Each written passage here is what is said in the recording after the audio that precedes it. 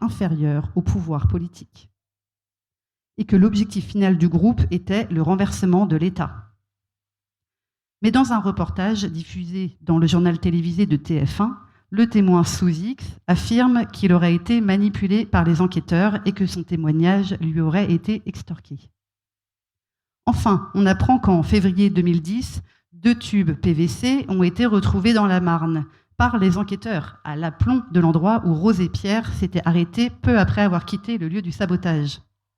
D'après la police, le matériel aurait été acheté dans un magasin de bricolage des Hauts-de-Seine un peu plus tôt dans la journée. Mais là, ce n'est plus de la construction, c'est un feuilleton télévisé, balaye l'avocate.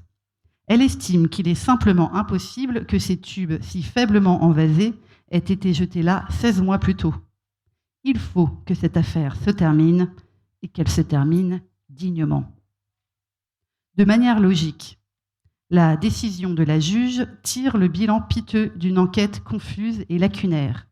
Le seul fait concret retenu est la pose d'un crochet sur une caténaire, mais il n'y a ni flagrant délit, ni preuve, ni aveu. En outre, les experts admettent que cet acte de malveillance ne menaçait en rien des personnes. Quant à l'enquête, elle a mis à jour bien des irrégularités et des incohérences, opportunément couvertes par le secret défense, au point de jeter le doute, voire le discrédit, sur les méthodes policières.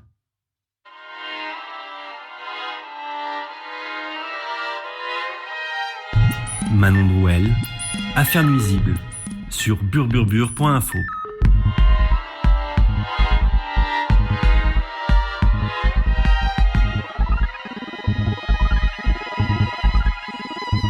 Aujourd'hui, 15 ans après l'affaire Tarnac, qui se souvient des trains Castor et du revendiqué allemand ? Il semble bien que l'affaire de Tarnac fut d'abord une tentative forcenée et à ce jour réussie pour contenir aux frontières l'extension du mouvement antinucléaire allemand.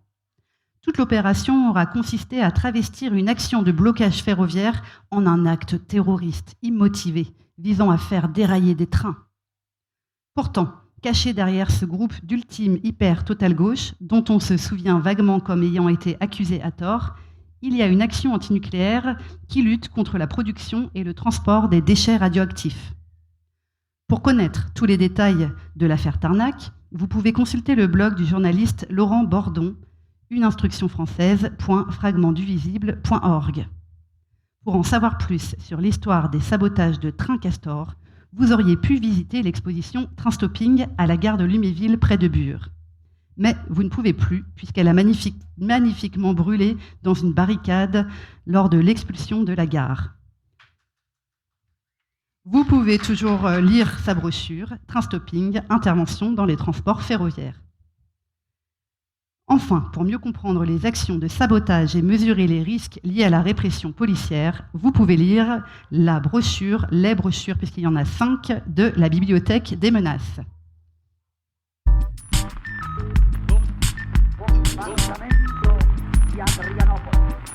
Retrouvez très bientôt cette émission et les futurs épisodes d'Affaires nuisibles sur burburbur.info. Les dernières nouvelles de la lutte à Bure, les actualités du nucléaire, expropriation, action, sabotage. Tout ce que vous aimez est sur burburbur.info. C'était Affaires nuisibles en direct et en public depuis Saint-Amand-sur-Ornain. Une émission de Manon Drouel, création sonore Bernie Pommade et Kylian Chômage. Merci à Chimène Gérard au regard extérieur et aux voix de Léon Lebon, Bobby Robinou, Lagarde, Élie Chaudron et Anaïs Filotry. Enfin, merci au Burlesque pour l'invitation et particulièrement à Dada, Valentin et Clément qui étaient aujourd'hui à la technique.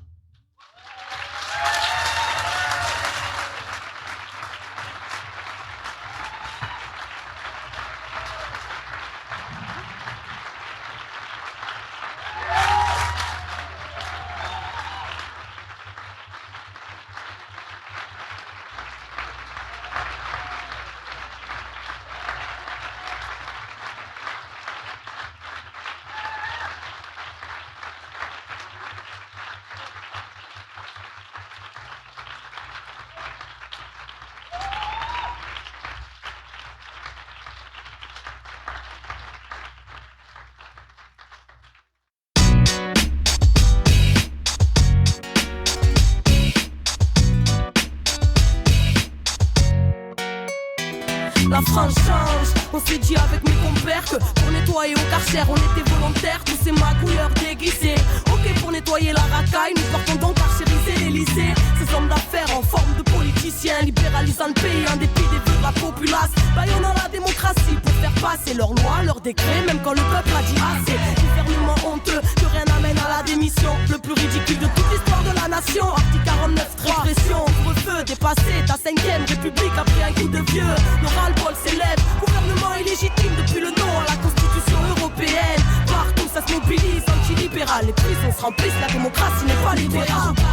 Sortez les dossiers du placard, c'est à l'Elysée que se cachait plus grand des racailles. Voyage au Karcher, gouvernement honteux, est-ce que rien n'amène à la démission? Voyage au Karcher, sortez les dossiers du placard, c'est à l'Elysée que se cachait plus grand des racailles. Voyage au Karcher, gouvernement illégitime depuis le nom à la constitution européenne. Schizophrène aux valeurs hypocrites qui écœurent, stigmatisent nos quartiers pour que les autres aient peur. Des politiques qui jouent les acteurs, n'assument pas le passé colonial et quand les banlieues pètent accusent les rappeurs. Mauvaise foi exemplaire ou mémoire sélective au doux. Ce France de mon enfance se joue l'amnésie. Que fait la belle quand elle parle d'immigration? Ce n'est pas ton peuple collabo qui s'est battu contre l'occupation. De ton podium, toi qui fus si fier de tes soi-disant droits de l'homme et de ton siècle des lumières, ta philosophie humaniste s'est arrêtée à la théorie quand tes armées sont parties coloniser l'Afrique. La liberté d'expression, comme tout à deux vitesses. Islamophobie à tout va, mais ne critique pas Israël, c'est la politique schizophrène de la France. Fracture sociale maintenue et parle d'égalité des chances. Sortez les dossiers du placard, c'est à l'Elysée que se cachait plus grand des racailles. Voyage au Karcher, n'est pas ton peuple pour la qui s'est battu contre l'occupation. Sortez les dossiers du placard, c'est à l'Elysée que se cachait plus grand des racailles. Voyage au Karcher, islamophobie à tout va, mais ne critique pas Israël. Idéologie mensongère, nous la font à la transversale. Sortez les dossiers noirs, France-Afrique demande à Berchap. La France a oublié pour les quelques-uns qui vivent bien que certains sont morts pour le droit des travailleurs. Rappelle-le à Villepin, contrat première embauche, c'est exécute ou dégage. Régression sociale à tous les étages, bientôt le point de non-retour. Au royaume des aveugles, les borgnes sont rois comme un facho. Au premier tour, Super Soro est arrivé, un Sarkozy totalitaire. N'oubliez pas que c'est par les urnes qu'est arrivé Hitler. Un ministre pro-Bush, l'OMC à son élève Guillaume Sarkozy, vice-président du MEDEF. Pendant que les privatisations sèment la colère, nos politiques s'en réjouissent, en sont devenus actionnaires snob. Les protestations puis les criminalisent, envoient même le GIGN pour stopper des grévistes. Voyage au Karcher, sortez les dossiers du placard, c'est à l'Elysée que se cachait plus grand des racailles. Voyage au Karcher, certains sont morts pour le droit des travailleurs, rappelle-le à Villepin. Voyage au Karcher, sortez les dossiers du placard, c'est à l'Elysée que se cachait plus grand des racailles. Voyage au Karcher, au royaume des aveugles, les borgnes sont rois comme un facho au premier tour. Voyage au Karcher, sortez les dossiers du placard, c'est à l'Elysée que se cachait plus grand des racailles. Voyage au Karcher, sortez les dossiers noirs, France-Afrique demande à Berchap. Voyage au Karcher, sortez les dossiers du placard, c'est à l'Elysée que se cachait plus grand des racailles. Voyage au Karcher, n'oubliez pas que c'est par les urnes qu'est arrivé Hitler.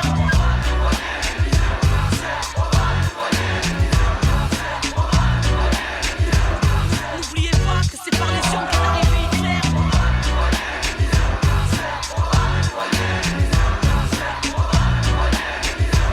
N'oubliez pas que c'est par les urnes qu'est arrivé Hitler.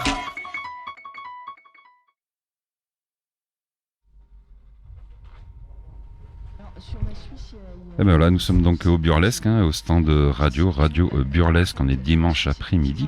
Et puis là, on va vous parler d'un des stands qui est présent sur le festival. C'est le stand des Crépitantes. Donc on accueille deux copines justement qui sont sur le stand. Bonjour. Faudra vous rapprocher un peu des micros peut-être pour parler. Salut. Ouais. Écoutez, voilà, moi les Crépitantes, j'y suis allé dès que je suis arrivé. Vous proposez des crêpes. Il n'y a pas que ça, puisque c'est les Crépitantes crêpes et soins. Je sais pas, pour commencer, vous pouvez nous expliquer un petit peu l'origine du projet et en quoi consiste justement l'idée des crêpes et du soin. Okay. Les origines du projet, c'est un projet qui est né. Je sais pas si on peut le Ok. C'est un projet qui est né de personnes, de deux potes qui se connaissent et qui viennent déjà d'une asso qui font du soin. Et les crêpes, je pense que c'est parce qu'il y a une des deux personnes qui a souvent fait beaucoup de crêpes et Et là, moi, de la vision que j'ai, c'est que déjà les crêpes, c'est du soin en tant que tel, un peu comfort food. Et du coup, c'est aussi des personnes qui se sont dit pourquoi pas lier ça avec de l'écoute active, former les gens à l'écoute active, les autres personnes qui font partie du collectif, et aussi créer un espace chill où on peut se reposer. Il y a des casques anti-bruit, il y a des steam toys, plein de petits trucs pour se reposer, quoi. Voilà. Il y a aussi, du coup, avec la crêperie, il y a l'idée que les gens ils vont plus spontanément venir demander une crêpe, et puis ensuite, peut-être dans un second temps, ils vont dire qu'ils ont besoin d'aide sur autre chose, et que souvent les gens osent pas dire quand en fait ça va pas. Par contre, ils viennent peut-être plus facilement demander une crêpe. Et puis effectivement, on a la crêperie, l'espace chill, et en plus des petites yourtes dans lesquelles on peut s'installer, soit pour avoir aucune interaction et juste avoir vraiment un temps calme, on ferme la yourte et la personne est tranquille, soit un endroit qui peut servir à faire de l'écoute justement, et quelqu'un qui a besoin de déposer quelque chose peut être écouté par l'une d'entre nous dans ces petites yourtes là qui sont faites pour être toutes confortables avec des petites guirlandes lumineuses et tout. Parce que c'est comment vous définissez exactement l'écoute active ? Je dirais que on écoute les gens et on parle pas. On répond quand on peut reposer des questions, etc. Mais c'est pas du tout une séance de psy où on va soigner entre guillemets la personne. On va juste essayer d'écouter la personne à un moment où elle va pas bien, où elle aurait besoin d'être entendue, partager quelque chose et tout. Et on peut lui ça va être de l'écoute. Lui demander si elle a besoin de quelque chose en particulier. Donc là, on peut aussi il y a d'autres équipes aussi de soins, VHSS, tout ça sur les festoches souvent. Donc ça peut aussi être les orienter vers d'autres personnes. Et voilà, globalement, c'est très peu de paroles de notre côté, quoi. Ça part de l'idée qu'il y a pas mal de soucis dans les luttes qui pourraient se résoudre assez facilement si les gens ont des espaces pour déposer des émotions. Et en tout cas, peut-être un paquet de conflits, un paquet de pression, un paquet de fatigue qui peut en fait trouver un exutoire dans ce genre de moment. Et nous, du coup, on va pas donner un avis, on va pas donner des conseils. Par contre, on va relancer la personne, on va reformuler, lui renvoyer, faire un peu un effet miroir pour permettre à la personne de traverser ce moment-là. Et après, si on voit qu'il y a des gros besoins, il y a une détresse, il y a un traumatisme, il y a des violences, et on redirige vers effectivement les autres équipes, quoi. Et je sais pas, vous avez suivi une formation, il y a des formations justement d'écoute active ? Oui, on en a eu pendant des chantiers. On demande, c'est les personnes qui ont envie d'en faire un petit peu, qui sont à l'aise avec ça. Et du coup, c'est une formation qui dure, ça a duré 2-3 heures, et puis après, on s'est un peu aussi entraîné, et puis voilà. En fait, dans les personnes qui ont fondé la crêperie, il y a 2 personnes c'est ce que tu as dit au début, font partie de tout un réseau qui fournit de l'écoute pour plein de luttes. Je sais pas si c'est un réseau, moi je crois que c'est un réseau qui vient des Pays-Bas et de la Belgique. Mais voilà, je pense on l'a vu avec un paquet de moments dans les moments militants écologistes entre autres, mais d'autres aussi comme à Sainte-Soline, où en fait il y a des personnes qui ressortent de là avec besoin de déposer beaucoup de choses. Et l'écoute, c'est une partie du soin qui peut être fait après ce genre de moment. Il peut y avoir besoin d'autres trucs pour compléter, parce qu'il y a des choses plus ou moins graves à déposer, quoi. Et comment vous fonctionnez ? Parce que du coup, vous êtes à la crêperie. Il y a des moments quand même, c'est des moments de bourre, quoi, où il y a beaucoup de personnes qui sont là. Ça fait que vous êtes toujours prête et prêt à quitter un temps la crêperie pour justement accompagner une personne ? Ouais, effectivement, on se tient toujours disponible pour ça. Enfin, à la limite, la crêperie c'est la porte d'entrée, mais en fait, on peut tout à fait fermer la crêperie, arrêter de faire des crêpes s'il y a besoin de faire de l'écoute à ce moment-là. Après, dans le collectif, on est 5 en ce moment. Enfin, en tout cas, cette semaine, on était 5, c'est variable. Et en plus, il y a des bénévoles qui sont venus nous aider et on les a formés à faire les crêpes, pas à faire de l'écoute. Et du coup, ça peut nous libérer du temps aussi de cette façon, quoi. On va venir un peu sur la crêperie. Vous proposez, il y a du sucré, il y a du salé. C'est à prix libre ? Oui, tout à fait. C'est une association, donc c'est quoi, ça vous permet entre guillemets de rembourser les différents frais pour les aliments, les ingrédients. Il n'y a pas une recherche de bénéfices. Non. Il y a deux personnes du collectif qui ont apporté de l'argent au début, et donc le but c'est de faire en sorte qu'ils puissent se rembourser après. Mais nous on est bénévoles, et les bénéfices ils sont reversés aux luttes. Donc selon ce qu'on décide, là par exemple c'est reversé au burlesque, c'est souvent reversé aux luttes antinucléaires, mais pas que. On reverse aussi aux frontières beaucoup les luttes de soutien aux personnes migrantes et exilées. Et pour les ingrédients, vous travaillez avec des producteurs locaux, même peut-être des associations ou des maraîchers alternatifs, collectifs. Je me souviens plus, je sais qu'il y avait un projet là dans le coin de Bure, j'ai plus le nom. Alors pour les maraîchères, on fait souvent des trucs avec les germeuses.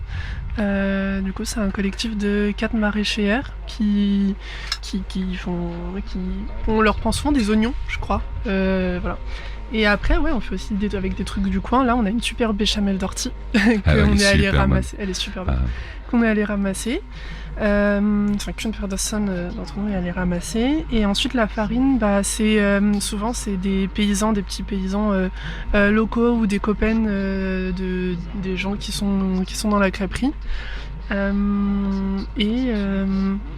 On essaye que ce soit locaux et à l'échelle la plus petite, que ce soit pas des gros industriels, etc. On essaye aussi que ce soit c'est vegan. On a une version sans gluten aussi avec le sarrasin qu'on essaye de promouvoir énormément, parce que dans le sans gluten dans la froment t'as encore du gluten. Et on essaye aussi de pas mettre de produits issus de l'exploitation coloniale. Et donc par exemple là il y a un copain qui s'expérimente et qui s'expérimente super bien, c'est trop bon, à la pâte à tartiner à la caroube. Et c'est hyper bon, et du coup c'est un peu pour remplacer le chocolat par exemple. Okay. Et comment vous fonctionnez? C'est des collectifs comme les burlesques qui vous contactent en disant on aimerait bien que vous soyez présents, ou est-ce que vous proposez sur des événements justement pour venir aussi apporter ce côté soin? Eh ben là, oui, les burlesques, je pense, ont dû nous demander de venir, j'imagine, parce que c'est pas la première fois en tout cas qu'on coopère. Et sinon plutôt, c'est nous entre nous en fait, on passe du temps à discuter de comment fonctionne le collectif et qu'est-ce qu'on a envie de faire et dans quoi est-ce qu'on a envie de contribuer, à quoi est-ce qu'on a envie de contribuer, et à partir de là, on va faire des propositions aux organisations. Et enfin voilà, il y a des fois on nous contacte et il y a d'autres fois où c'est nous qui allons faire des propositions.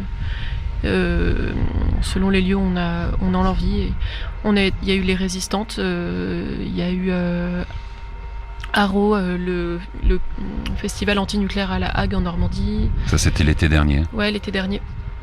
Et il peut y avoir aussi d'aller aider, dans des lieux qui sont, c'est pas forcément sur des gros événements, il y a aussi l'idée d'aller aider des lieux qui sont en galère. Donc par exemple les luttes aux frontières, et là d'apporter de la bouffe, de l'écoute. Et le prix libre du coup permet aussi de répartir l'argent. Peut-être qu'au burlesque on peut récolter un peu plus de sous, et alors ça servira à aller fournir des crêpes à des endroits où il y a moins de sous, quoi. Quand vous parlez de lutte aux frontières, vous vous déplacez justement sur certains endroits. Moi je pensais là à la vallée de la Roya parce qu'on en a pas mal parlé pendant un temps, quoi. Mais c'est vous déplacez sur des spots comme ça, ou c'est en soutien comme on pourrait faire un groupe local? Pour le moment, on s'est pas encore déplacé. Ça, on y réfléchit, et par contre, c'est l'argent aussi qui peut circuler. Vous êtes toutes et tous autour de Nancy, autour de la Meuse, non? C'est un collectif qui est explosé? Complètement. Il y a des gens qui vivent dans la Meuse, il y a d'autres gens qui vivent dans le nord, d'autres gens qui vivent dans le sud-ouest, d'autres qui vivent dans l'ouest profond. Donc on est vraiment dispatchés, mais on est quand même... Là on est 5 aujourd'hui à être réunis, mais par exemple on était à Chalon dans la rue il y a 3 semaines, et il y avait une autre personne, d'autres personnes et d'autres bénévoles aussi qui tournent un peu autour du collectif, qui sont venus nous aider, et on est peut-être 15-20 à être un peu un noyau qui tourne autour du collectif. Ça fait une sacrée équipe quand même déjà, 15 ou 20 personnes qui peuvent être disponibles, c'est pas mal. pas mal. Ouais, après, il y a aussi c'est à l'avantage que ça permet des investissements différents. Il y a des personnes qui peuvent être là très souvent et qui peuvent prendre de la charge mentale, et d'autres personnes qui peuvent venir faire 1 ou 2 heures de crêpes par jour, mais voilà, c'est un investissement complètement différent et tout le monde ne vient pas tout le temps, quoi. Mais toutes les personnes du collectif sont formées, entre guillemets, pour l'écoute active ? En tout cas, on fait pas d'écoute si on n'est pas formé à en faire, autrement dit. Oui, et du coup, non. Il y a plein de personnes au chantier, à un des chantiers qu'on a fait, qui n'avaient pas forcément envie d'en faire, qui étaient venus pour d'autres choses, et l'écoute active, c'était pas forcément ce dont elles avaient envie. Et je sais pas aussi quel est le rythme justement des écoutes, si vous avez régulièrement des personnes qui viennent, si c'est combien de temps ça peut durer une écoute active, et en gros vous ressortez, vous êtes épuisé. Alors de mémoire, là on n'en a pas fait, nous ici, peut-être qu'il y a 1 ou 2 autres personnes de la crêperie qui en ont fait, c'est même sûr. Moi j'en ai pas fait, parce que je crois que là, avec l'organisation du festival, l'idée c'était que ce soit l'équipe VHSS qui prenne le relais, et donc voilà. Mais on va pas dire ah non, c'est pas moi qui parle, tu vas voir ailleurs, mais il y a un truc. Bref.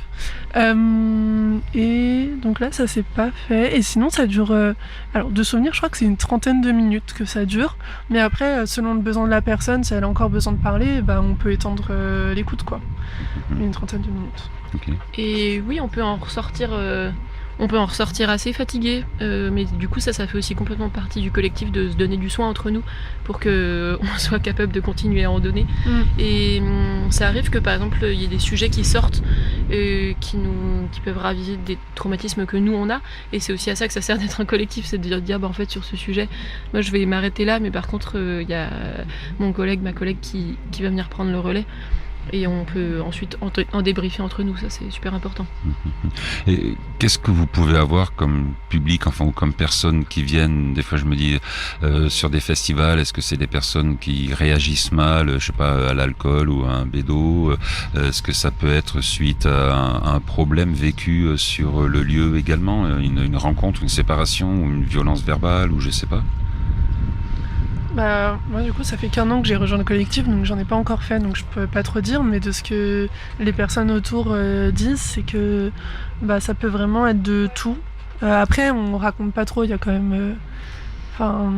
Non, je veux pas le détail, c'est savoir un peu, voilà, si non, un entre public... nous on raconte pas trop, du coup je pourrais pas te dire sur quoi tournent vraiment les sujets. Il peut y avoir des questions de VSS, il y a aussi beaucoup parfois par exemple dans certains festivals, c'est aussi pour venir faire de la médiation entre les équipes qui organisent.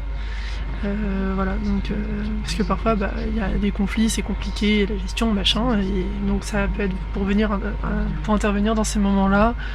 Ou quand on fait des festoches comme les burlesques ou les résistantes, on est confronté à plein de sujets qui nous brassent énormément, et donc ça peut être aussi l'occasion d'en parler à ce moment-là, quoi. Je pense qu'il peut se passer à la fois des choses entre les militants, militantes, des micro-agressions de l'ordre du racisme, du sexisme, de la queerphobie, et il y a ça qui peut être déposé.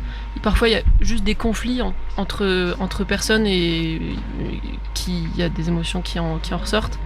Et sinon ça a été fondé beaucoup pour faire de la réparation suite aux violences policières.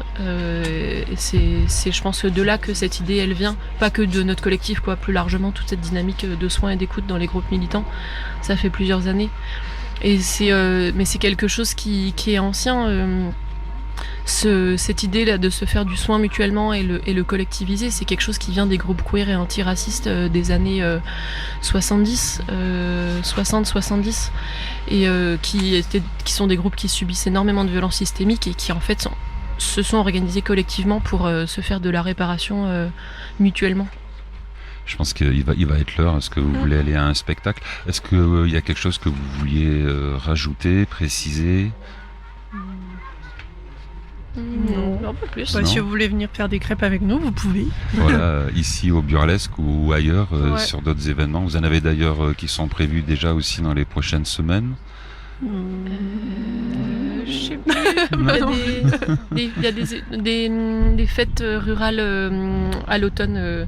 Il y a 2 fêtes rurales dans des fermes qui sont tenues par des collectifs et où on va aller contribuer par là-bas, quoi. Ouais. Eh ben, merci beaucoup. Merci à toi. Merci à toi. Bah, de rien, merci pour les crêpes et puis du coup pour toute cette attention que vous portez aussi aux personnes qui ont besoin d'oreilles attentives.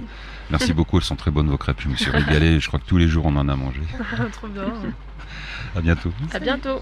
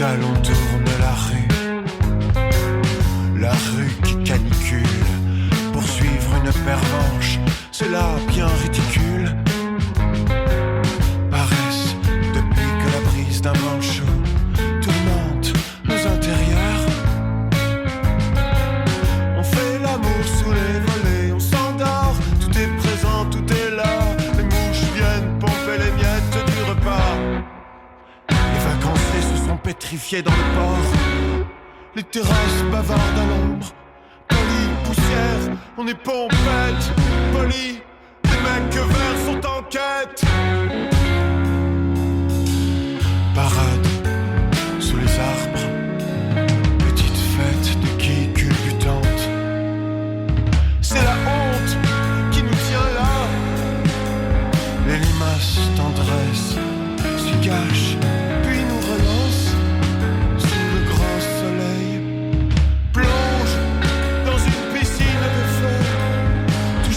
Près la vie,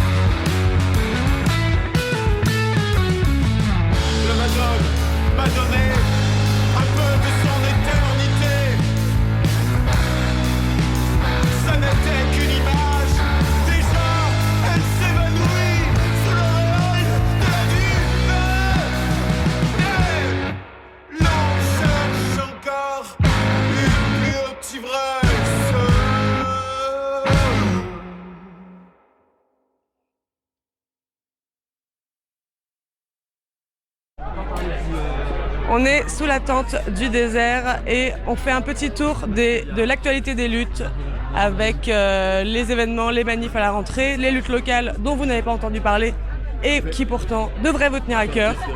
Un événement à annoncer. Ouais, salut. Le 3 octobre prochain, il y a une manif nationale qui va converger en Normandie à l'appel en partie des soulèvements de la terre autour de la question des pesticides pour essayer de désarmer des usines. Il y a un énorme pôle pesticides dans cette région et il y aura avec l'appel aussi du collectif Cancer Colère, des gens qui sont malades à cause des pesticides. Il y a les ouvriers des usines qui vont normalement débrayer et se joindre à la lutte à des collectifs d'agriculteurs malades. Les gens internationalistes qui luttent sur la question des pesticides à l'international avec le collectif Stop Dioxine, mais aussi ceux qui travaillent sur la question des épandages de pesticides dans les zones bombardées actuellement par Israël et les États-Unis, Liban, Syrie, Gaza, etc. Voilà, du coup ça va être un cortège de grandes compositions pour essayer un peu de marquer le coup sur la question des pesticides avant la présidentielle. Voilà. Est-ce qu'il y a un camp sur place ou est-ce que c'est que la manif du 3 ? Non, il y aura un camp et c'est à 1h30 de Paris en train. Et bien sûr, il y aura un camp avec l'idée d'occuper autour des usines. Voilà. Et tout ça est en train de se mettre en place. Venez, ça va être fou. On attend beaucoup de gens avec une composition un peu inédite dans des cortèges et qui va beaucoup tourner autour de la question de la santé et de la santé publique. Merci beaucoup. Pipou, pipipou, l'agenda des luttes. Pipipou, pipipou. Du 4 au 6 septembre à Lons-le-Saunier dans le Jura, il y aura un forum antifasciste avec des débats, des discussions, des concerts, de la cantine collective. Et du coup, c'est du 4 au 6 septembre à Lons-le-Saunier dans le Jura. 4 au 6 septembre à Lons-le-Saunier dans le Jura. Ouais. Pipou, l'agenda des luttes. Alors à Bruxelles, le 23 septembre au Garcia Lorca, sans doute, on fera un événement de rentrée sur la relance de l'antinucléaire. Stylé. Plutôt événement, c'est une soirée quoi. On voudrait faire des petites tables d'information et ensuite un moment collectif pour réfléchir à comment visibiliser la lutte. Génial. En faisant des autocollants. Trop bien. Et on c'est qui ? C'est le collectif Micro-Fissure. On existe depuis 2 ans et on fait un événement par mois à Bruxelles pour essayer de parler du nucléaire. Trop bien. Donc s'il y a des Bruxellois et Bruxelloises qui écoutent, elles peuvent aller checker Micro-Fissure et trouver les infos pour l'événement. Ouais, ce sera sur Stut. Ce sera sur Stut. Qu'est-ce que ça veut dire ? On ne sait pas, mais vous qui écoutez, vous savez ce que ça veut dire. Comment ça se passe ? C'est jeudi un truc. Pipou, agenda des luttes. La maison de l'Augustine accueille qui le veut à Mandres tous les jeudis à partir de 17h pour une vente de légumes bio et de pain, à partir de 18h pour le bar associatif et à partir d'à peu près 20h pour le restaurant. Le prix est à 4 €. Venez comme vous êtes. C'est délicieux, c'est vraiment délicieux. Genre, vous voyez comment vous mangez bien à la cantine des burlesques ? Et c'est meilleur encore. Alors, notre dernière activité militante précise, c'est que dans notre ville, à Toul, 16 900 habitants, que le maire, presque une bonne partie du conseil municipal, a voté la mise en place de Bijard, c'est-à-dire... Général Bijard, saloperie là. Le général Bijard, c'était un général de l'armée française qui a été en Algérie, toutes les guerres coloniales, et c'était un spécialiste de la torture. Spécialiste, il s'est reconnu. Il demeurait à Toul. C'est pas un mensonge, c'est reconnu qu'il a torturé les gens, voire les enfants. Et ils ont voté pour le réhabiliter ? Non. Ils ont pas... Pour mettre la statue. Pour mettre la statue, on en veut sur pas. Sur un territoire municipal. Donc. On en veut pas. C'est des fous vos élus. Ça va pas ça ? Non. Alors, donc on fait un. On monte la garde, si on veut, une sentinelle, les 24 de chaque mois. Oui. Ah, ok.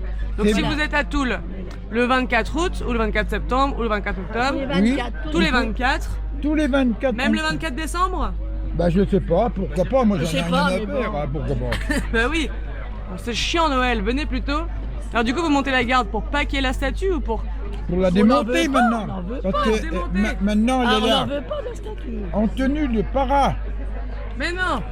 En tenue, la statue, elle est en tenue de para. En tenue de para, ouais. Et Bijard, en Algérie, il avait inventé les crevettes. Il torturait en Algérie. Mais il mourait des fois, les gens. Même des gosses. Bah bien sûr. Et il mettait dégueulasse. le cadavre dans la mer. Bah oui, c'est horrible. Et il remontait. Donc, il a inventé un truc. Ah non, mais- Il mettait du béton dans Non, mais les c'est pieds. horrible. Non mais c'est horrible ce que vous me racontez là, la radio burlesque, les oreilles d'enfants pourront pas gérer ça. Si, il faut le dire aux enfants. Ils ont torturé les enfants aussi. Mais, oui. Mais est-ce que du coup, il vous faudrait pas plutôt une annonce pour des gens qui maîtrisent bien les explosifs et pour faire sauter cette statue une bonne fois pour toutes, comme ça vous en serez débarrassés. Ah bah oui. Oui, mais ça, il faut une équipe. Hein, Oui, il faut une équipe. Bon, en tout cas le message est bien passé. Ah bon, vous voulez savoir rien d'autre? Bon.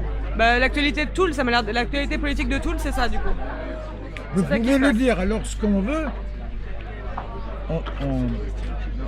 moi je vais, la prochaine réunion, on ne serre plus la main du maire.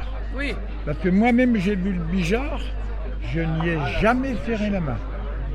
J'étais au conseil municipal de Toul, alors il a fait son tour là, avec sa batterie de cuisine, et il arrive devant moi. Bonjour monsieur Bijard. Il était vexé jusque... Trou du cul. Et ça c'est véridique, hein. C'est véridique. Que des informations très très très très vraies sur Radio Burlesque. Merci pour ce récit. Je vais aller faire le petit tour et retourner rapporter tous ces récits à la radio, mais que crève le général.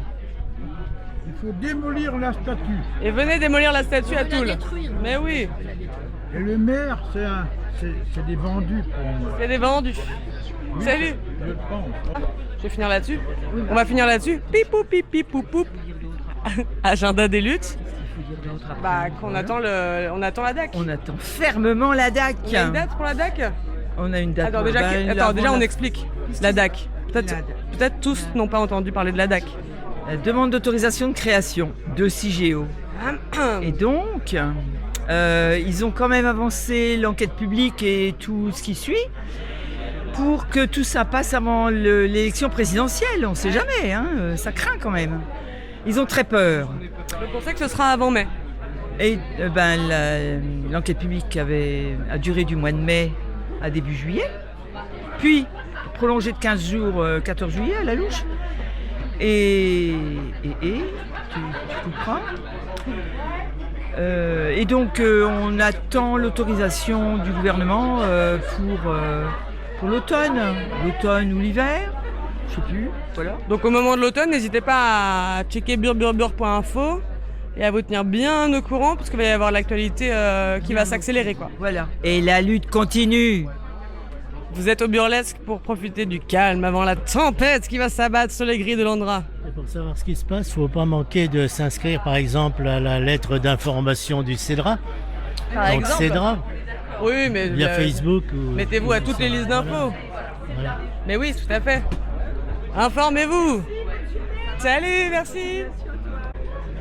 Pipou pou pipi pou poup. Agenda des luttes et aussi agenda meusien parce qu'en fait, vous êtes là donc autant rester. Et du coup, dimanche prochain, l'autre balade, c'est à Morlaix. Morlaix, capitale du fun et capitale du fun encore. Doublé. Ça va être super, c'est une balade autour du village avec des spectacles et des comédiennes qui vous font vivre cette mégalopole qui est Morlaix City, qui est juste à côté d'ici. C'est dans une autre vallée. Vous avez bien aimé la vallée de l'Ornain, vous adorerez la vallée de l'Assaut. C'est faux, elle est moins bien, mais ça vous permet quand même de rester dans le coin. 23 août, l'autre balade à Morlaix. Et autre événement dans le coin, Alors oui, du coup, occasion de revenir dans la vallée de l'Ornain, juste à côté, le week-end suivant. Vous aurez vu que la sauce est pourrie. Il y a la brocante à Trévray juste à côté le samedi et le lendemain à Biencourt, donc encore un village à côté, donc gros week-end brocante la fin août, faut absolument rester jusque là quoi. Ah oui. Évidemment. Bon, mais après de toute façon vous devez rester puisqu'en septembre il y a la fête du chien avec son fameux grand concours de ressemblance chien-humain qui a fait un peu fantasmer tout le monde. Du coup là vous êtes restés pour septembre, voilà, vous viendrez de faire 2 mois en Meuse, à mon avis vous êtes installés, enfin je veux dire là, rester pour l'automne, l'hiver c'est dommage. En plus, l'hiver en Meuse vraiment, vous ne le regretterez pas. Pas plus moche qu'ailleurs. Ouais. Pip pip pou pou pip pip. Agenda des luttes. Bonjour. Ça va? Donc tu veux que je te dise ce qu'on fait? Par exemple, ouais. Ok, donc nous on est l'association Palestine Libre Haute-Marne et donc là on a un stand pour sensibiliser déjà à la cause palestinienne, mais comme on est à Bure, on sensibilise aujourd'hui sur l'écocide qui a lieu actuellement en Palestine, c'est-à-dire que les Israéliens n'hésitent pas à balancer du glyphosate et puis du phosphore blanc sur les terres pour les rendre absolument inexploitables. Et donc voilà, le but c'est que les Israéliens ne puissent pas avoir à manger, et en plus que les Palestiniens ne puissent pas avoir à manger et qu'ils reviennent pas, qu'on les chasse et qu'ils reviennent plus jamais quoi. Donc ça c'est un écocide. Nous donc on est cette association, on récolte bien sûr des fonds pour la cause palestinienne. En ce moment on a des danseurs palestiniens qui viennent en Haute-Marne et qui se produisent du côté de Foulin là en ce moment dans la semaine qui vient. Donc voilà, on récolte des fonds aussi pour financer leur voyage. Et puis pour faire toutes les actions que notre association fait, notamment des soirées débats, des soirées cinéma, on fait plein d'activités pendant l'année pour l'association, voilà, pour défendre et pour sensibiliser les gens surtout à la culture palestinienne. Le but de faire venir des danseurs, c'est de leur montrer que les Palestiniens, c'est des humains comme nous, hein, et que c'est pas des animaux sauvages qui balancent des bombes. Et donc là le spectacle des danseurs c'est vraiment intéressant parce que nous on leur a parlé hier, c'est vraiment des gens super accueillants et super gentils, hein. Voilà, donc en gros c'est ce qu'on fait, puis on essaye de récolter des fonds pour la cause palestinienne, hein, pour défendre et pour faire parler des Palestiniens qu'on a tendance à oublier un peu à l'heure actuelle à cause du fait que l'actualité c'est par vague, et puis s'il n'y a pas 100 000 morts, on n'en parle pas quoi. Ouais. Est-ce que je lis les dates de leur spectacle? Tu peux lire, y a pas de souci. Donc les danseurs et danseuses palestiniennes se produiront au centre Lot-Lorient de Foulin aux dates suivantes. Dimanche 16. Ah non, il y a un Eratum. En fait, moi j'ai eu les dates, les heures précises. En fait, il y a le spectacle, c'est mercredi qui vient, c'est-à-dire mercredi 17, 18, 19. Mercredi 19 août, à 8h30, 20h30 au centre Lot-Lorient. Et c'est tout. 20h30 au centre Lot-Lorient, et c'est à Foulin. C'est à 5 km au sud de Chaumont, pour ceux qui connaissent pas. Bon, après il faut regarder sur internet où c'est exactement, mais c'est le centre Lot-Lorient, ça s'écrit L-O-T-H-L-O-R-I-E-N. Momo Motus. Voilà, c'est pas facile. Et c'est mercredi 19, 20h30, c'est 15 € l'entrée, mais ça vaut le coup parce que c'est des danseurs et c'est un spectacle quoi. C'est un spectacle vivant et ça va être vraiment intéressant. Pour ceux qui veulent voir des Palestiniens et des danseurs et qui aiment bien la musique, et voilà. Et ensuite d'autres dates probablement que je vois là, mais peut-être les personnes peuvent aller checker sur les infos sur votre site. Ouais, enfin bon après, je pense que le mieux c'est de venir au spectacle mercredi. Voilà. Après, il y a un festival de toute façon au centre Lot-Lorient, il y a un festival qui a lieu. Il n'y a pas que les Palestiniens qui se produisent, il y a plein de choses, mais bon, pour nous, ce sera mercredi à 20h30. Ok, génial. Ok, merci. Allez, Free Palestine, bonne journée. Bye. Salut. Voilà pour ce petit tour d'agenda des luttes du camp des festivals des burlesques. Et si vous en voulez encore, si vous n'avez pas entendu votre ville être nommée ou votre lutte être revendiquée, il faut parler avec votre voisin-voisine jusqu'à temps que vous sachiez quoi faire de votre rentrée sociale brûlante. On retourne au studio.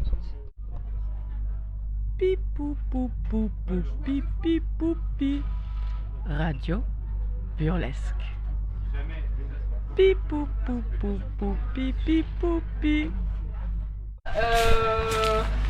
peut-être commencer par se présenter. Moi je suis Garance. Moi je suis Mathilde.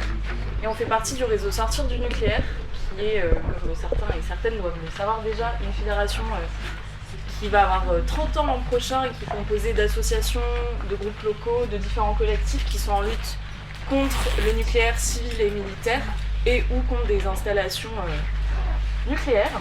Je regarde dans Et on est composé d'à peu près 120 groupes et à peu près autant d'individus adhérents. Ça, c'est la petite nouveauté de l'année. On milite pour une décision politique de sortie du nucléaire et un mix énergétique qui soit à 100% composé de renouvelables.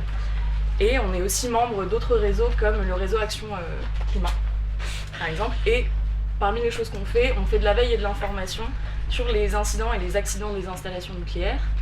On produit aussi certains rapports. Le dernier qu'on est sorti, et si ça vous intéresse, vous aurez des petits prospectus. Ça s'appelle l'hécatombe invisible et c'est sur l'aspiration des animaux aquatiques par les centrales. On part des actions en justice, notamment grâce à Madame Pagani, juste ici. Et parfois on gagne, donc c'est super. On fait de la sensibilisation, on soutient les groupes locaux aussi et on fait du plaidoyer également. Et alors, concernant cet atelier, vous vous demandez mais qu'est-ce qu'on va faire pendant 1h15 ? L'idée c'est qu'on va vous mettre au travail pendant à peu près toute la durée de l'atelier. Nous on va pas faire grand chose, on est là pour assurer le cadre, mais voilà, vous êtes prévenus, vous allez devoir faire un peu bouillonner vos cerveaux. C'est encore le moment de sortir si vraiment zéro cerveau. Je précise aussi que c'est pas un atelier pendant lequel on va faire un travail de rhétorique, donc si c'est à ça que vous attendiez, on se vexera pas si vous décidez de ne pas rester. Mais on va vous présenter l'atelier, donc peut-être que vous allez être hyper hypé. Voilà. Donc, si on sort du nucléaire, on va devoir rouvrir nos centrales à charbon comme en Allemagne. Le nucléaire est décarboné, donc il est écologique. Le GIEC dit qu'on ne peut pas se passer nucléaire. Tous ces arguments-là, vous les avez déjà entendus 1000 fois. Et ça ouvre en général de très longs débats sur les modèles énergétiques idéaux. Donc à chaque fois la question c'est comment on y répond, comment on parvient à faire le tri entre les vraies informations, ce qui relève plutôt de la croyance, de l'amalgame. Donc là l'idée de cet atelier c'est d'aborder le sujet de l'énergie nucléaire en confrontant les arguments favorables et opposés à cette énergie dans l'objectif de fournir aux personnes indécises qui s'interrogent sur ce sujet un maximum de connaissances pratiques et politiques. On a fait le parti pris on a plein de textes, vous allez pouvoir avoir le plaisir de pouvoir découvrir, et on a pris le parti que ce soit pas que des textes techniques, mais aussi pour nourrir tout le volet argumentaire politique, parce qu'on défend le fait que c'est aussi hyper important et que le nucléaire c'est pas que un sujet technique. Donc voilà, c'est un atelier qui est basé sur des pratiques issues de l'éducation populaire, notamment l'arpentage et le théâtrum. Et on part du principe que vous avez plein de connaissances à partager, que vous allez pouvoir mobiliser. Donc voilà, ayez confiance dans le fait que vous savez plein de choses. Voilà, on va pouvoir rapidement démarrer l'atelier. Vous êtes assis sur des bancs, mais vous allez pouvoir bientôt vous répartir en sous-groupes. Donc la configuration de la salle va changer. Donc les gens qui n'ont pas de place assise, bientôt vous allez pouvoir peut-être trouver des places. Voilà. Alors,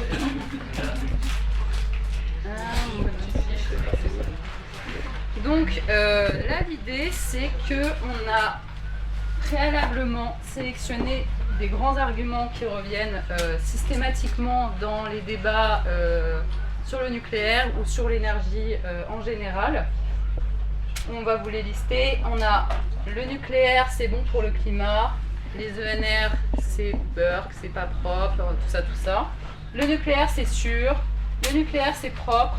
Et plein d'arguments en vrac, c'est notre livret Joker. Vous trouverez plein de thématiques différentes. Là, l'idée, c'est que on va vous répartir à différents endroits du chapiteau. En fonction de la thématique que vous avez envie de traiter. Il y a plein de textes là-dedans. Le but de l'arpentage, c'est que du coup, vous sélectionnez les textes que vous avez envie d'explorer. Vous pouvez les lire seul ou à plusieurs. Et à la fin, vous en discutez ensemble. Et il viendra ensuite le second temps de la restitution. Et je ne vous spoile pas sur la forme que ça va prendre, mais ça va être très sympa. En tout cas, pour nous, c'est très sympa à regarder. Et voilà. C'est pas du tout un travail scolaire, on vous demande pas de nous faire un résumé des textes. En fait, vous piochez ce que vous voulez parce qu'en fait, juste ça va vous faire comme une bibliothèque d'argumentaire pour la partie un peu plus vivante à la fin.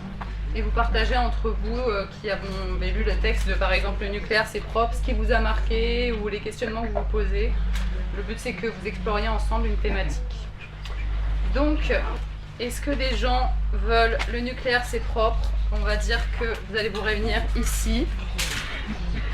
Ensuite, le nucléaire c'est bon pour le climat. On va dire que vous allez vous réunir là. Les ENRC beurre qu'on peut mettre là. Le nucléaire c'est sûr. Il est gros celui-là. On va le mettre par ici. Voilà. Et le reste des arguments de droite, on va aller par là.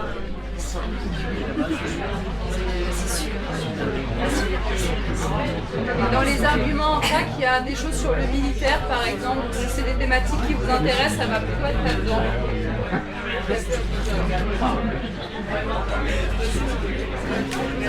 Vous avez environ 40 minutes pour cette partie-là, donc jusqu'à 10h15 pour faire la lecture et la restitution.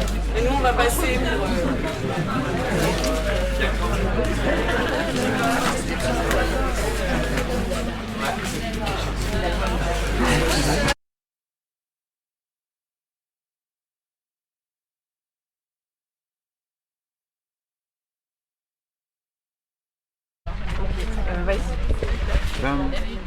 J'ai vu que dans les différentes choses que j'ai lues, c'est que le radon est omniprésent à tous les stades, que ce soit dans les mines, dans les rejets des mines, dans l'exploitation des centrales, dans les déchets. Après, qu'est-ce qu'on fait des déchets? Ils relarguent sans cesse du radon.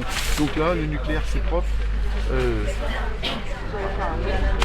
À tous les stades, on a vu le radon et il n'y a pas moyen d'empêcher ça. Même quand ils sont dans des... Ah oui, même dans les fûts bitumés là, et tout, il y a une valeur. Hein. Chaque année, on relargue le temps de retrouver le truc. Hein. Oui. C'est le fait qu'il y ait de la radioactivité. Vous avez du radon. Et du coup, c'est dangereux à quel stade? Enfin, peut-être que... C'est cancérigène par la respiration. Ouais.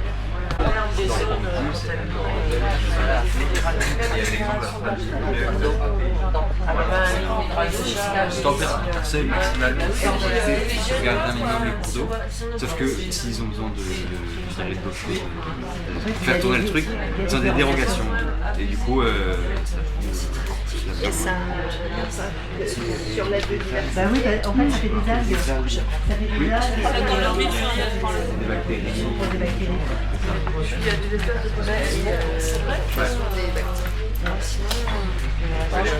Sinon, en général, les médecins ne sont pas très anti-nucléaires. Non, bah, souvent, de toute façon, même s'ils pensent qu'il y a quelque chose, ils disent qu'ils ne peuvent jamais faire le... Moi, je sais, j'ai des années avec mon médecin qui a pris ça en tête. Il me disait, mais on ne peut pas faire le rapport de ce que vous avez fait, parce qu'on n'a pas suffisamment de vie pour dire que c'est à cause de ça que...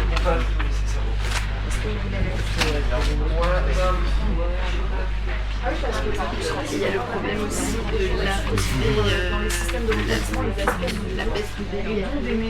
Organisés qui vont bloquer les tuyaux et ils peuvent mettre du chlore dedans. Alors que là, notamment en hiver, dans des villes minières qui s'appellent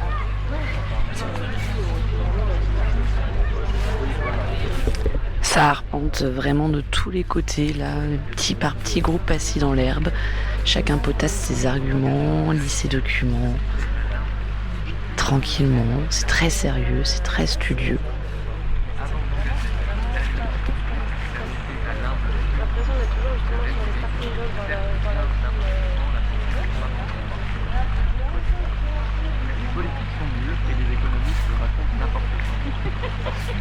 Parce que les uns et les autres méconnaissent les lois de la physique.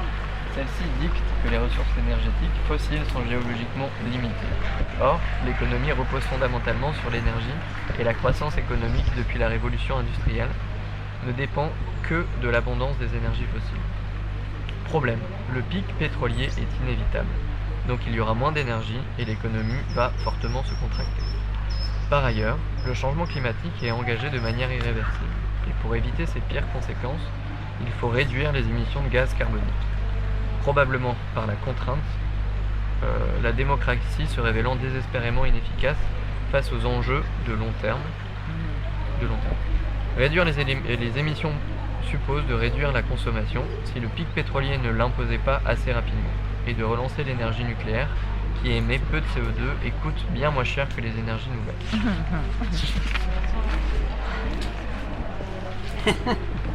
Est-ce que vous seriez d'accord pour nous faire une petite réaction à cette lecture à chaud pour la radio burlesque qui est juste là et qui émet toute la journée? Ça vous inspire quoi? On rigole sur le côté gourou de Jean Covici. Enfin, je rigole, pardon. On rit jaune. Ouais, c'est ça. Et effectivement, il y a le côté gourou et il est à côté de la plaque et tout le monde le suit parce qu'il n'y a pas d'alternative probablement. C'est ça aussi. Ça, c'est ton opinion. Il n'y a pas d'alternative audible, je veux dire, dans le discours, nationalement et transmise sur les médias. Il y a peu de médias mainstream qui vont aller dans ce sens-là. C'est que des médias que nous, on écoute. Et là, on a du Mediapart. C'est Reporter, là. Mediapart, on a Reporter, Mediapart, enfin tous ces gens-là. Mais le reste, ça ne suit pas. Et les médias indépendants Merci. Oui, voilà, les médias indépendants. Ça, c'est le message du matin. Cool. Merci beaucoup.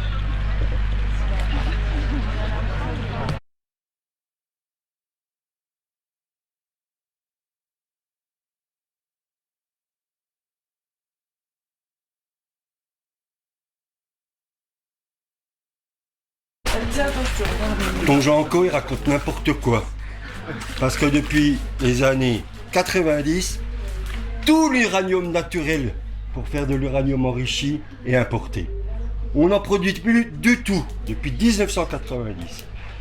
Et puis quand le ministère de la Transition écologique affirme que l'indépendance énergétique de la France est de 55 à 53% environ, eh ben c'est lié à une magouille statistique.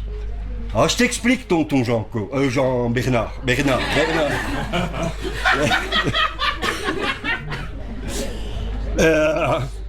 Comment c'est possible d'être indépendant énergiquement à 55% en France alors que 70% de l'électricité est produite par les centrales nucléaires et qu'on importe la totalité de l'uranium?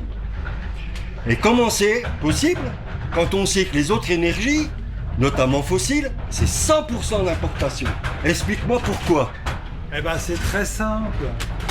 Bon, d'abord, l'uranium, en fait, il vient en grande partie de la Russie actuellement. Eh ben, on va faire copain-copain avec Poutine et puis voilà, tout va s'arranger. C'est pas l'indépendance, ça. Bon, mais en fait, nous, on est malins parce que avec l'uranium, on produit du plutonium.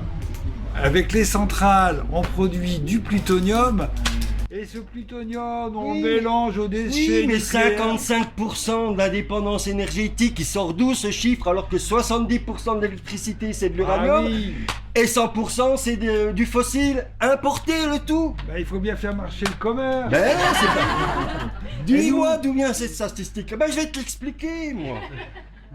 Alors, c'est possible grâce à un mystérieux tour de passe-passe statistique. Car pour l'énergie nucléaire, contrairement aux autres énergies, on considère comme énergie primaire non pas le combustible qu'on met dans la machine à vapeur, mais l'énergie qui en sort.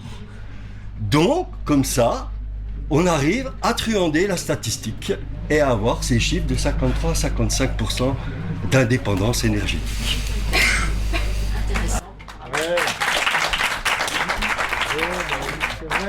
Oh, tais-toi. Je suis désolée, mais il faut rendre la casquette. Ouais, mais en fait... Qui d'autre veut... Laisse lancer un Attends. En fait, avec les surgénérateurs nos déchets nucléaires, on en fait du combustible nucléaire, c'est pas beau ça? Et on refait marcher, et ça tourne, et ça tourne. Alors, attendez, on regarde d'abord si quelqu'un d'autre veut s'y coller avant de pouvoir repasser à la casquette. Le magnifique surgénérateur de superphénix. S'il te plaît, n'a jamais rien produit. Est-ce que quelqu'un veut répondre à cet argument-là sur les déchets? Vous êtes à un festival sur les déchets nucléaires? Personne ne veut s'y coller? Super.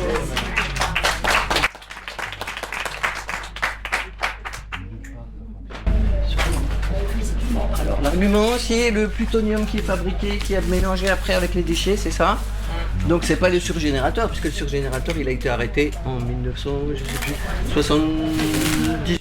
Il a toujours été en panne. Il n'a jamais fonctionné déjà, puis en plus il a été arrêté, donc ça a été un énorme gouffre financier. Par contre c'est utilisé, ils font ce qu'ils appellent le MOX. C'est ça le MOX. Voilà, donc, mais c'est pas dans le surgénérateur, donc c'est... Est-ce que vous pouvez parler un tout petit peu plus fort, car je crois qu'au fond on ne vous entend pas très bien. Tout petit peu plus fort, oui. Donc du coup le plutonium est mélangé avec les déchets pour fabriquer ce qu'ils appellent le MOX, qui est une énergie qui génère encore beaucoup plus de déchets que ce qui est déjà généré par les centrales nucléaires. Donc puisqu'il y a le plutonium qui est pris, mais ça représente quoi, 1 ou 2%.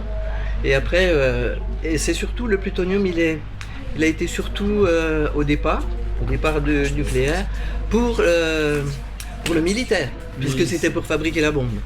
Donc c'est d'ailleurs pour ça qu'après ils ont fait les centrales nucléaires civiles pour justifier la fabrication du plutonium pour faire les bombes. Et maintenant ils le mélangent avec des mains, mais ça génère encore, je n'ai pas tous les déchets que ça génère, mais ça en génère encore plus que ce que génère. Donc ce qui fait qu'il y aura plus de déchets encore pour ramener ici. Hein. Mais les déchets c'est pas grave, on les met à bure, on les enterre et puis on est tranquille. Ben oui, on va aller les mettre 500 mètres sous terre, c'est ça? Ben voilà. Voilà, et il y aura je sais pas combien de milliers de kilomètres carrés qui seront bouffés. En plus on est pour l'abri d'un séisme, on est pour l'abri de fûts de déchets qui vont, parce qu'ils continuent à chauffer quand même, donc il y a des risques d'explosion, il y a des risques de enfin bon bref, moi je vois pas de... Bon bah oui, mais qu'est-ce que vous voulez, il faut y croire, sinon c'est la fin de la civilisation. Juste parce qu'il m'a dit c'est la fin de la civilisation, j'ai justement un argument, là par exemple, nous on a fait un panneau chez nous, on a dit que si l'homme de Néandertal avait c'était lui qui avait créé les centrales nucléaires, et ben c'est maintenant nous qui gérerions les déchets. Voilà, c'est tout.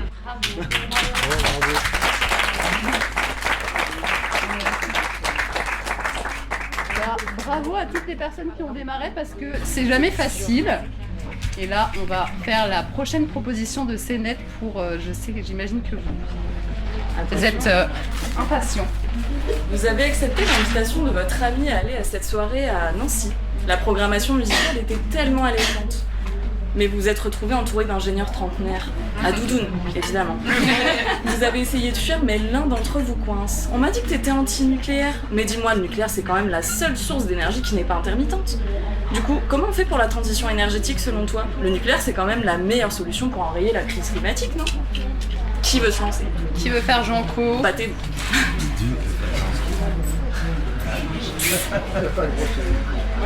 Super, bravo. Qui veut répondre à, là, pour le coup, ces arguments? Vas-y. Bravo. Bravo.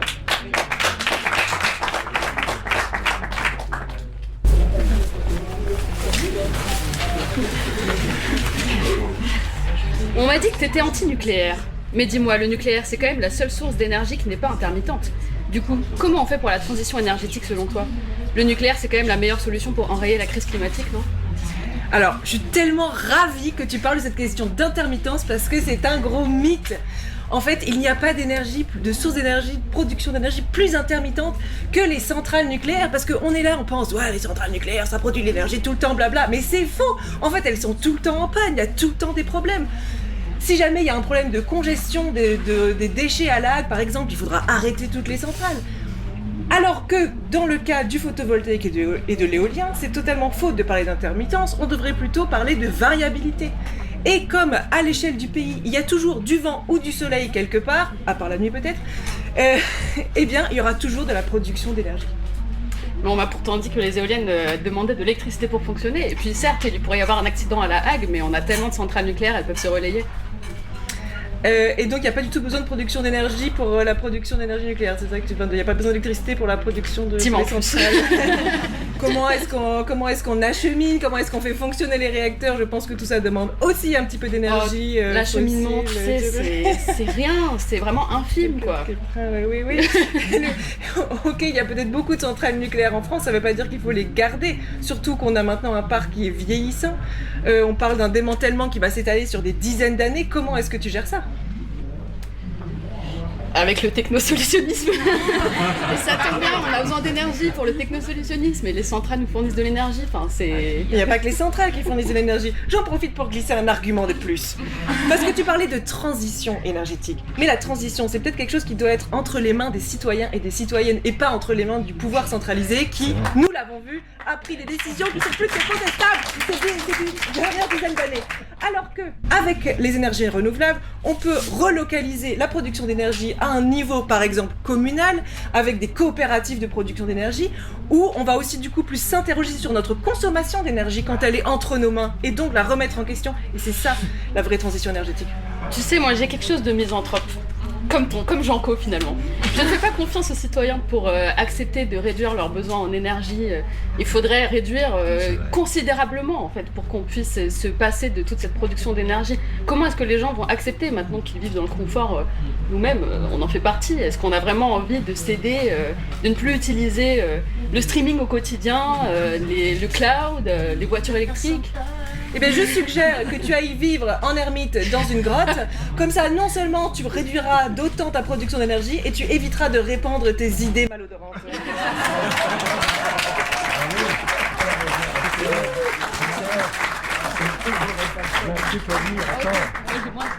Non, mais moi j'ai un truc à dire sur les énergies renouvelables qui sont intermittentes. Mais c'est un problème qui est très facile à résoudre en fait. Ah, moi je suis intermittente du spectacle, voilà. C'est facile. Hein. En fait, on peut très facilement stocker l'énergie. Alors évidemment, il existe les batteries, mais vous savez que c'est un très mauvais moyen. Mais il y a une autre méthode qui s'appelle l'hydrogène. C'est extrêmement simple. Avec l'électricité que vous produisez le jour, vous faites électrolyse de l'eau, vous produisez de l'hydrogène. Avec cette énergie que vous aviez le jour, eh bien, vous comprimez cet hydrogène dans des bouteilles à forte pression. Et après, avec un détendeur, vous envoyez ça dans un appareil qui s'appelle une pile à combustible qui produit de l'électricité. Et donc vous avez de l'électricité en permanence et vous avez des réserves d'énergie qui sont très concentrées avec lesquelles vous pouvez faire fonctionner toutes sortes de choses. Voilà, donc c'est pas un problème du tout l'intermittence.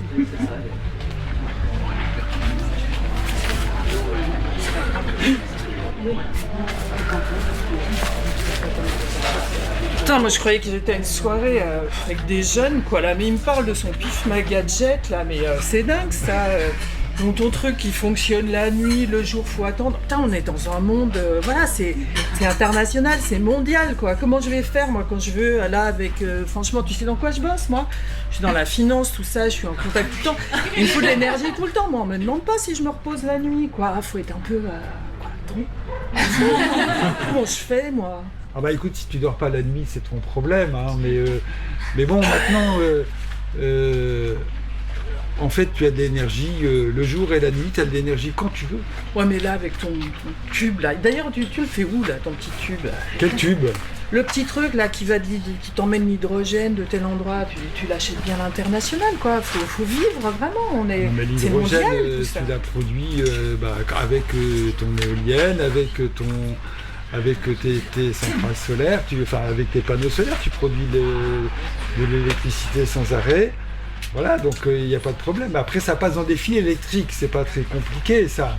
Ouais, c'est pas, moi, je suis à Paris, je vais mettre quoi, une éolienne là sur mon toit? Je vais faire comment, franchement? Eh ben, ton éolienne. Ouais, mon éolienne à Paris, je vais faire comment mes toits locaux? C'est pas une mauvaise idée si on mettait une grande éolienne à la place de la Tour Eiffel, par exemple, ça serait génial. Ah ouais, pour la faire pétiller tous les soirs, ce serait pas mal, toutes les heures. Ah ouais, ce serait super. Non, mais bien sûr qu'on peut mettre des éoliennes absolument partout, il n'y a aucun problème, que ce soit en ville, à la campagne. Du moment qu'il y a du vent, eh ben, il y a moyen de faire tourner des éoliennes. Donc là-dessus, il n'y a pas de problème. Et puis, pour l'électricité solaire, il suffit qu'il y ait des toits, et des toits, il y en a partout. Et ils sont tous inutilisés, donc on a une réserve de surface absolument immense. Oh, les architectes des bâtiments de France, ils vont nous tomber dessus, ça va pas être facile. Ceux-là, on les renvoie dans leur grenier poussiéreux dont ils n'auraient jamais dû sortir. Et puis voilà. Ah, ils font faire des trucs, notamment à Paris. Notamment à Paris, oui. Des alignements. Voilà, donc en fait, non, le renouvelable, ça peut tout à fait fonctionner, et c'est quelque chose qui peut fonctionner en permanence, y compris la nuit, contrairement à ce que vous racontent tous ces bonimenteurs.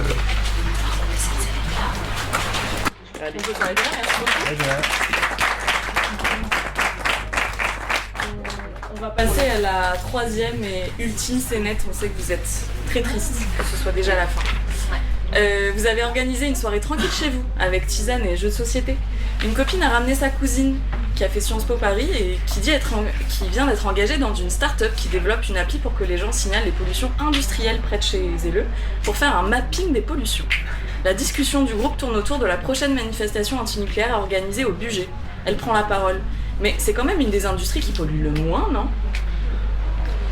Qui veut se lancer en Janco sur cet argument? Vas-y.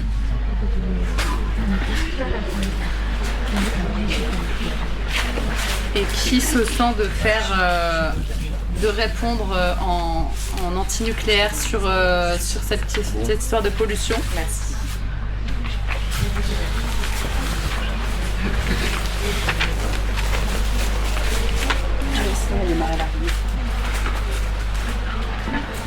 Le nucléaire, c'est la seule source d'énergie qui... Non, je suis en radon, pardon. C'est la dernière. C'est quand même une des industries qui pollue le moins, non? Qui pollue le moins, mais le nucléaire, à tous les stades, il pollue. Et il nous envoie des produits radioactifs dans l'air. Depuis les mines, depuis les résidus des mines, depuis le traitement, l'enrichissement de l'uranium, le fonctionnement des centrales, le retraitement entre guillemets des combustibles, parce qu'on n'en fait pas grand-chose. Il faut savoir que la radioactivité émet du radon dans l'air tout au long de son existence, de sa demi-vie, de sa vie. Donc le radon, c'est un gaz qui est cancérigène. Et ça fait partie de l'industrie nucléaire. Comment échapper à ça? Ça pollue pas? Bon, les centrales nucléaires, elles ne rejettent pas de radon. Les centrales nucléaires rejettent du radon pour leur fonctionnement en permanence. Ah, monsieur, vous vous trompez. Le radon descend de l'uranium, donc les centrales ne rejettent pas de radon. Je pense que nous ne sommes pas du même avis sur cette question. Et je vous engage à mieux vous renseigner. Par exemple, il y a Sortir du nucléaire, qui fait des très bons rapports à ce sujet. Je suis allée me renseigner et on m'a bien spécifié. Enfin, j'ai lu le rapport de Réseau Sortir du nucléaire. Le radon descend de l'uranium, mais la centrale nucléaire, certes, elle rejette un petit peu de radioactivité, mais pas du radon. Et puis, les niveaux qu'elle rejette, c'est que dalle. Est-ce que les gens sont malades autour des centrales nucléaires? Elle rejette du radon, elle rejette du tritium. Elle rejette du tritium, mais le tritium, c'est un gaz... C'est peanuts l'impact qu'il a sur la santé humaine, monsieur. Demandez aux voisins des centrales, est-ce qu'il y a des gens malades autour des centrales? Les travailleurs du nucléaire, est-ce qu'ils sont malades? Moi j'en connais, ils sont pas malades, ils vont très bien, monsieur. Évidemment, les maladies liées au nucléaire, elles prennent parfois 20 ans, 30 ans à se déclarer. Mais il n'y a pas que les travailleurs, il y a aussi toutes les personnes qui vivent autour. Qui vont très bien. Moi, on produit par exemple des très bons vins autour des centrales nucléaires. Les gens achètent. Il n'y a aucun problème avec les rejets des centrales. Et je fais bien le pro-nucléaire parce que je coupe la parole et que je vous laisse pas en placer une.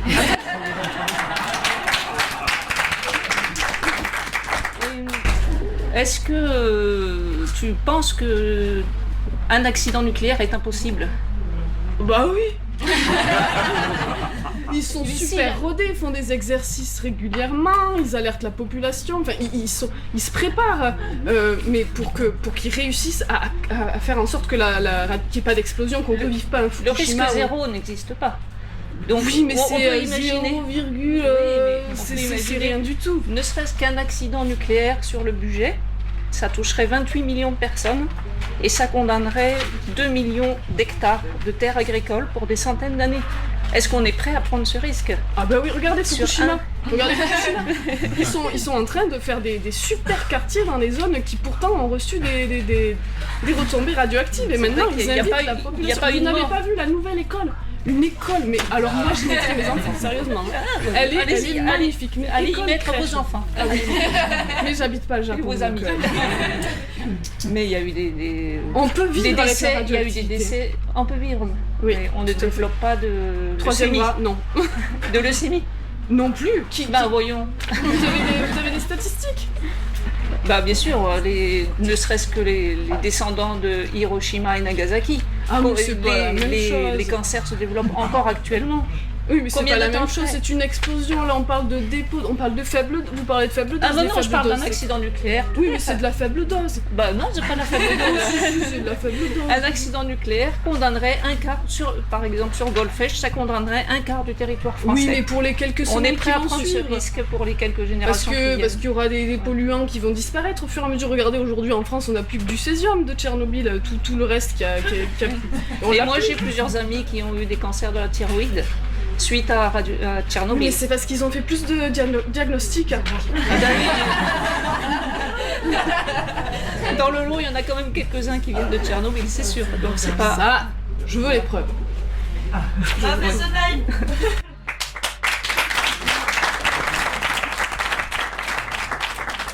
Je vais juste reprendre un tout petit argument. Ouais, non mais je vais juste rajouter un petit argument. Un seul argument. Non, c'est vrai, on fait tourner. Les personnes qui sont pas passées passent en priorité. Bon, alors si vous le dites à ma place, c'est bon. Là, je voudrais que ce soit dit. S'il vous plaît, alors, qui veut s'y coller? Ça va être une des dernières interventions en plus. C'est le moment, si vous avez envie de passer sur scène. Briller. Ah, merci. Ah, bravo. Alors, Janko ou Antinuc? Janko, très bien. Tu vas passer après. Ouais. Il y a une scène où parce que j'ai un bon argument quand même. Oui, là on reste sur cette thématique. D'accord, ah oui, alors. Personne d'autre? Allez.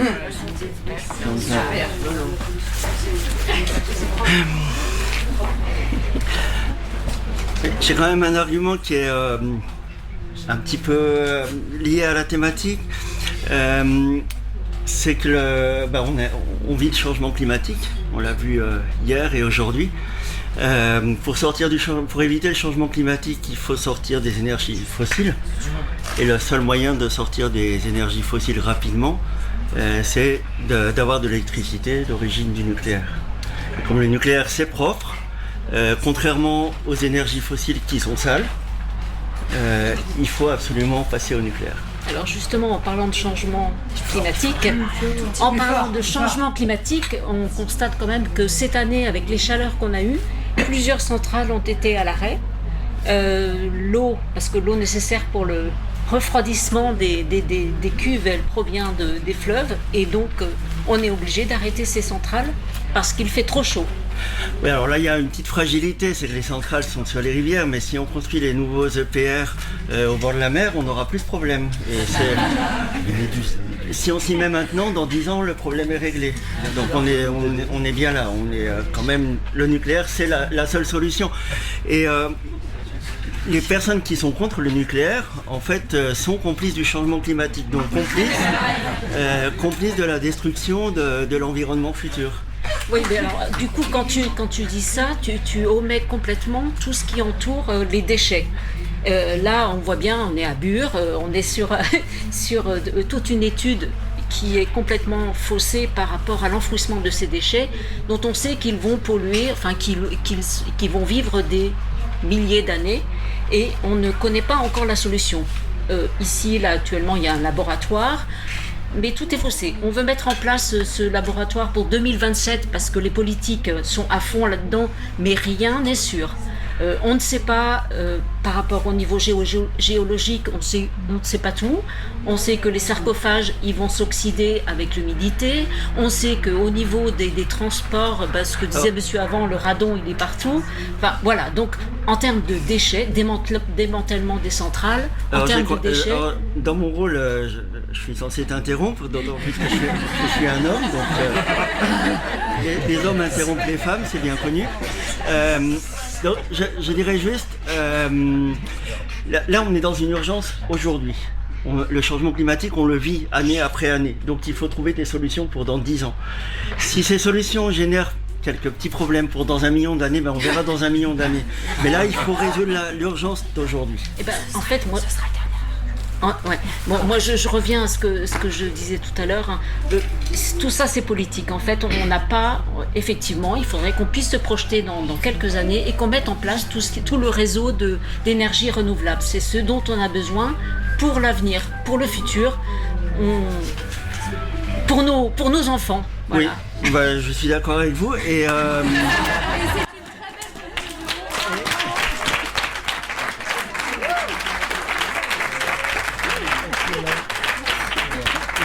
le dernier point, juste le dernier point, c'est faisons confiance à nos experts. Non, justement, vos experts sont complètement formidable. Bravo à vous toutes et tous qui êtes passés sur le grill. Vous pouvez vous applaudir parce que c'est pas facile.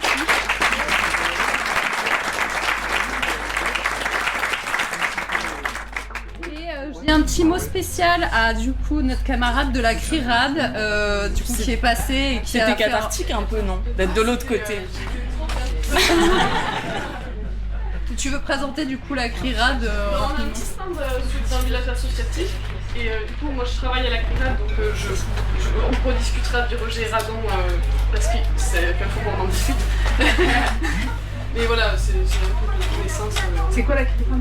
C'est la commission de recherche et d'information indépendante sur la radioactivité. Donc en gros, c'est une association qui s'est créée juste après Tchernobyl par des citoyens et citoyennes qui ont eu des doutes sur le fait qu'il n'y ait aucune contamination liée à Tchernobyl en France et qui ont fait les prélèvements, qui ont fait analyser des échantillons, qui ont vu qu'en fait il aurait fallu qu'on soit protégé, et qui du coup ont réussi à monter leur propre labo et à s'équiper de détecteurs qui ont fait que ils ont pu faire une cartographie de la France et montrer que en fait, l'État a failli.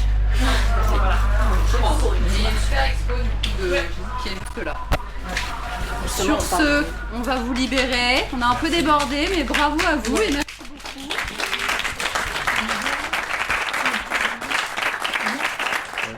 Si ça vous intéresse, on a un petit QR code qui nous amène jusqu'aux ressources qui ont été utilisées. Qu'il n'y ait pas de frustration si vous n'avez pas pu explorer une certaine thématique. On a aussi des synthèses de notre rapport L'hécatombe invisible. Et on a un petit stand également au village Asso. Donc merci et très bonne journée. Merci à vous aussi. Merci à vous.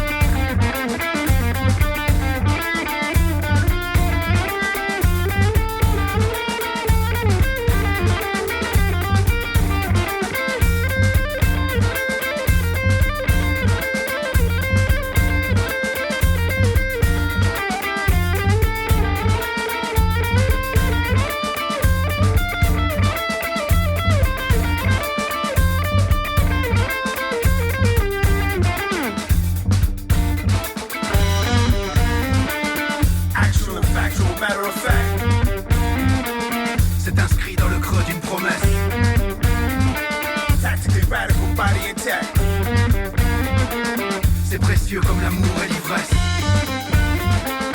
Ready, better, gonna get it in. C'est l'instant où le dos se redresse. Steady with it, headed for the win. C'est l'aplomb de la phrase forteresse. Get it while you can. Je suis, come on, free the land. Quelqu'un, we in command. Je suis, we demand. Je suis quelqu'un. Get it while you can. Je suis, come on, free the land. Quelqu'un, what you waiting for? Je suis, manifest the plan. Je suis quelqu'un. Manifest issue, designs of destinies. Enzyme infested, ego encrusted. To the fates on a tether, the future's light as a feather. The past is the master of an over. I shine so bright you might die from exposure. Flex brightly, exceptionally original. Like OG, I'm high on my self-worth. Coming hard like curves, cause hard's how it works. Yeah, hit 'em where it hurts, come on. Actual and factual, matter of fact. C'est inscrit dans le creux d'une promesse. Tactically radical, body intact. C'est précieux comme l'amour et l'ivresse. Ready, better, gonna get it in. C'est l'instant où le dos se redresse. Steady with it, headed for the win. C'est l'aplomb de la phrase forteresse. Get it while you can. Je suis, come on, free the land. Quelqu'un, we in command. Je suis, we demand. Je suis quelqu'un. Get it while you can. Je suis, come on, free the land. Quelqu'un, what you waiting for? Je suis, manifest the plan. Je suis quelqu'un. Et si l'éducation est la clé de l'émancipation, j'ai retrouvé mon estime enfouie dans les écrits d'un poète maudit. Ils m'ont redonné l'honneur et la dignité de ma race. La race des seigneurs, la race des cadors, la race de ceux qui marchent debout. Je tiens le futur dans ma poche comme un flingue. Le doigt sur la gâchette, j'attends le bon moment. Pas besoin de diamants pour briller, je te le dis avec le sourire. Avec le calme et l'insolence caractéristique de ceux qui n'ont plus rien à perdre. Leur domination n'est qu'un état d'esprit, un conditionnement. J'annonce le point de rupture, je ne suis pas l'esclave, je suis le maître. Ni mektoub ni fatalité, leur histoire se termine là où la mienne ne fait que commencer. Et je sais que je suis bien plus que ce que je sais, bien plus que ce que j'espère. J'ai enterré mes doutes et envoûté mes peurs d'une sorcellerie libératrice. Je suis quelqu'un, je suis bien plus que de le dire. Qui veut ma peau n'a qu'à bien se tenir. Actual and factual, matter of fact. C'est inscrit dans le creux d'une promesse. Tactically radical, body intact. C'est précieux comme l'amour et l'ivresse. Ready, better, gonna get it in. C'est l'instant où le dos se redresse. Steady with it, headed for the win. C'est l'aplomb de la phrase forteresse. Get it while you can. Je suis, come on, free the land. Quelqu'un, we in command. Je suis, we demand. Je suis quelqu'un. Get it while you can. Je suis, come on, free the land. Quelqu'un, what you waiting for? Je suis, manifest the plan. Je suis quelqu'un.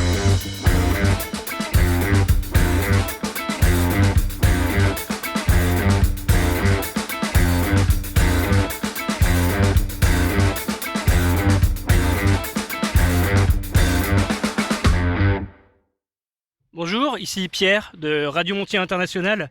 C'est la radio du sud de la Meuse, que vous connaissez peut-être pas en Normandie, mais c'est une radio du sud de la Meuse qui émet partout sur Internet pour parler des choses joyeuses qui se passent dans le sud de la Meuse, malgré un projet nucléaire, mais qu'on essaye d'éviter d'en parler en général, pour dire que c'est quand même chouette comme territoire. Et aujourd'hui, nous sommes dans le Cotentin, qui vit un peu la même situation. Nos cousins de l'Ouest, nos cousins-cousines qui nous ont invités pour un festival antinucléaire. Et donc là, nous découvrons les joyeuses contrées du Cotentin. Donc un magnifique bocage. Donc là, on est sous la pluie. On est sur une petite route bocagère qui sent un peu la fougère mouillée. On a un petit peu chaud, mais en même temps, on est rafraîchi par un brumisateur naturel, le crachin normand. Franchement, c'est génial.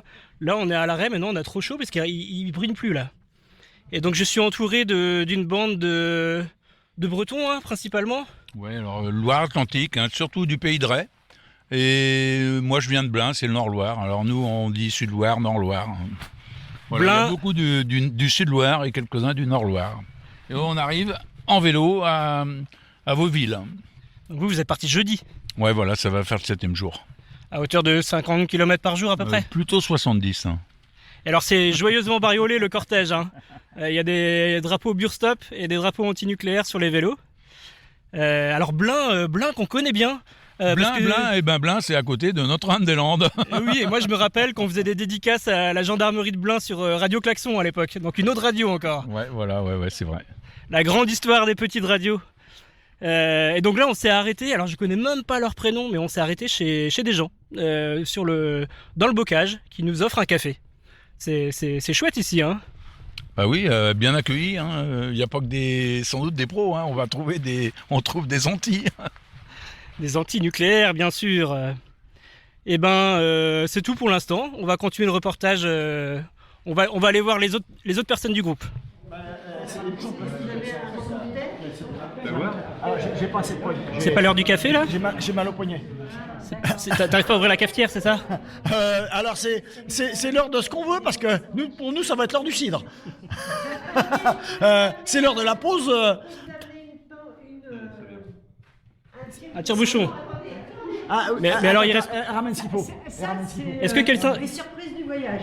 Ouais, est-ce que quelqu'un sait combien il reste de kilomètres ? Parce que depuis tout à l'heure on n'est pas d'accord à chaque carrefour. Et alors il y en a des carrefours dans le Cotentin. Un nom d'une pipe, tous les 500 mètres on arrive à un croisement de hameaux. Moi je dirais qu'il en reste une quinzaine. Ouais, c'est ça. Une quinzaine, on en a fait à peu près 420 là, à peu près en partant de 450 en partant de Pornic, on va dire. Avec plein de surprises le long du voyage, comme tu vois là. Aujourd'hui, on est accueillis pour boire du cidre en compagnie d'une charmante dame dans une chapelle. C'est assez fantastique, quoi. C'est vrai qu'à midi, on a pique-niqué et c'était le fromage de la ferme où vous vous êtes arrêté hier. Tout à fait. Et on a eu une surprise, c'était à Soudan, où on a été accueillis le midi. Il y a eu une cantine près de Châteaubriand qui nous a apporté le repas. Et une journaliste qui est venue aussi nous interviewer. Et c'était vraiment la surprise. C'est pour ça que vous étiez dans Ouest France. Alors, Ouest France, non, c'était encore avant ça, c'était à Nantes. Je ne sais plus quel journal c'était. Peut-être, ou l'Éclaireur, je sais plus. L'Éclaireur ou Ouest France. Ouest France, c'était Saint-Lô. À Saint-Lô, il y a quelqu'un qui est venu nous interviewer, qui sera sans doute là, peut-être là au festival de Haro. C'était la Manche. Et ben voilà, venez à Haro à vélo, vous saurez pour les prochaines éditions. Merci. Et voilà, fin de la petite visite patrimoniale.